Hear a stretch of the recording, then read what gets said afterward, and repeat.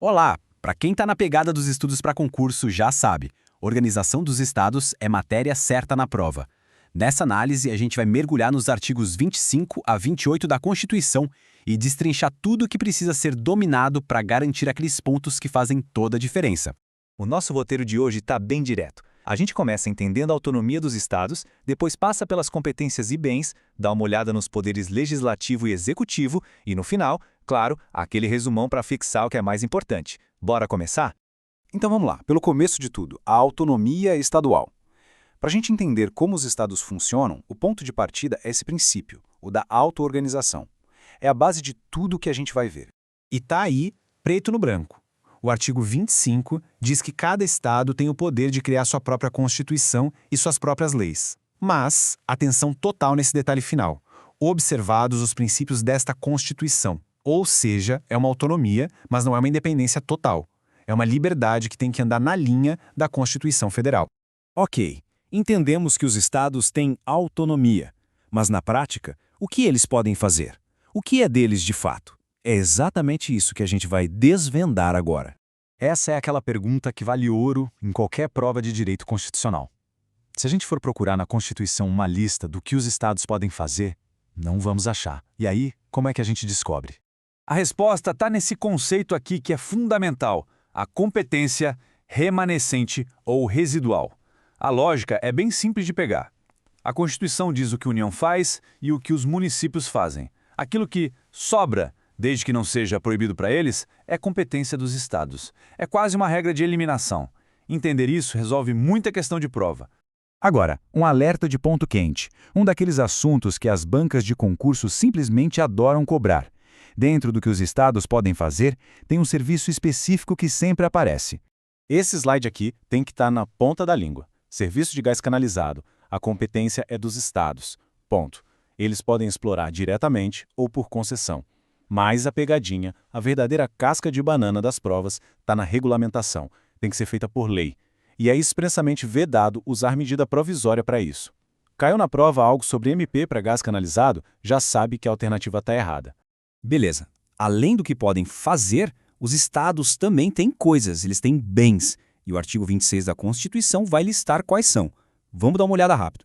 De forma bem resumida, são bens dos estados as águas que estão no seu território, as ilhas de rios e lagos que não são da União, algumas áreas específicas em ilhas costeiras e as famosas terras devolutas, que são aquelas terras públicas sem um uso definido, desde que, claro, não sejam da União. É uma lista boa de ter na memória. Muito bem. Agora vamos avançar para a estrutura dos poderes no nível estadual. Vamos começar pelo Legislativo, que é a casa do povo no estado, a Assembleia Legislativa. Se tem um assunto que é cobrado direto sobre o Legislativo Estadual, é o cálculo do número de deputados. Não é um número aleatório, viu? Ele depende diretamente de quantos deputados federais aquele estado tem. E aqui está a fórmula. Parece complicada, mas juro que não é. Funciona em duas etapas. Primeira situação. Se o estado tem até 12 deputados federais, a conta é fácil, é só multiplicar por 3. Mas, se o estado tem mais de 12 deputados federais, a regra muda um pouco. O número de deputados estaduais já começa em 36, e aí a gente soma mais um para cada deputado federal que passar desses 12.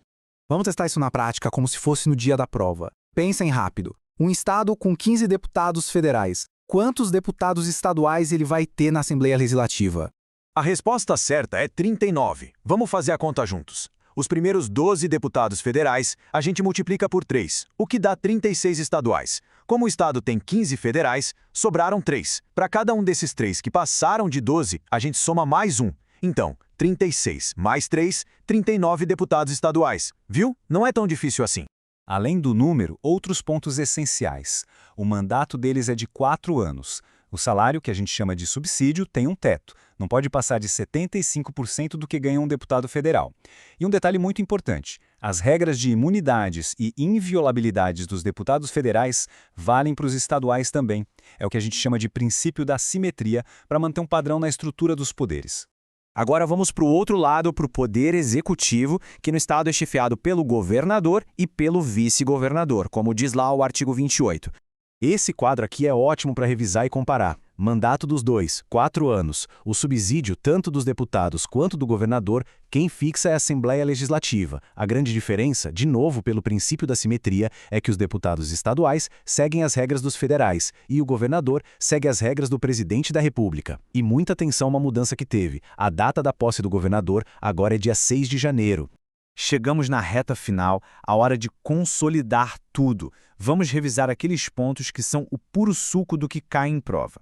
Vamos lá, para gravar de vez. Competência do Estado é a que sobra, a remanescente. Gás canalizado, só por lei esquece medida provisória.